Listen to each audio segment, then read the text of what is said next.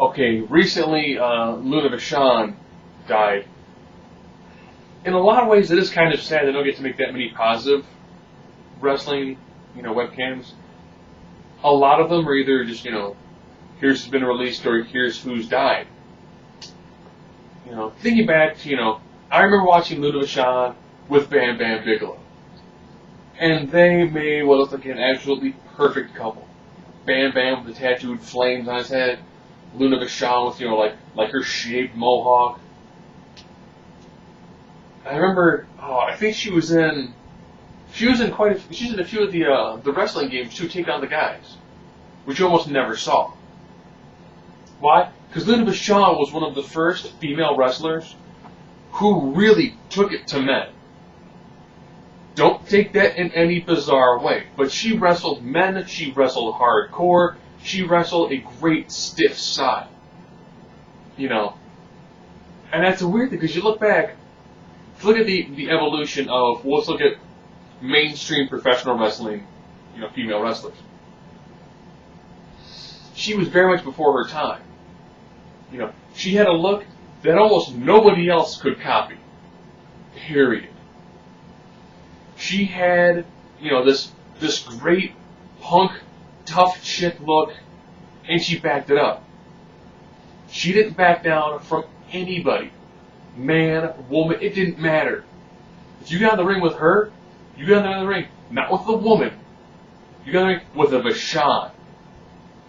And that whole family was just sick, roughneck. I'm gonna bite, I'm gonna claw, I'm gonna do whatever it takes to beat you. That's what I do. This isn't, we're gonna shake hands afterward. No. I'm gonna hurt you. I'm gonna make you submit, I'm gonna pin you, and I'm gonna hurt you, I'm gonna make you bleed when this is done. Now, if you look at where she came in at, she was like, if you ever see hardcore women's Japanese hardcore wrestling, where it's just insane, she was kind of at that level. Not as insane, not Japanese deathmatch insane, but she was at that level with a mainstream exposure. She wasn't one of the prettiest girls. No.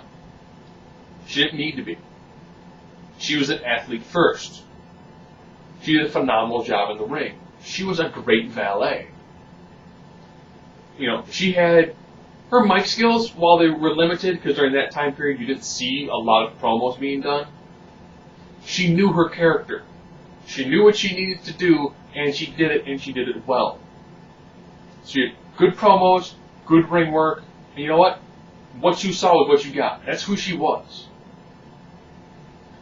A lot of the wrestlers now that are women, you get a lot of very cookie cutters. You don't get this style of female wrestler in most of the mainstream. And I don't know why, People always talked about, for wrestling, where's the next Steamboat? Where's the next Savage? Where was the next Vachon? If you have people who were a great archetype wrestler, regardless of gender, why is it no one tries to fill that void? I think that's the real sad thing. Beyond that, a great wrestler has passed on to the ring in the sky, is that there's nobody there to fill those boots. Nobody. Nobody even trying in a lot of aspects. And that's probably the really sad part, They leave a great legacy when it comes to the DVDs and the tapes and all of that, but there's no one in the ring to really carry on what it is that that she did. And beyond her death, that's the other tragedy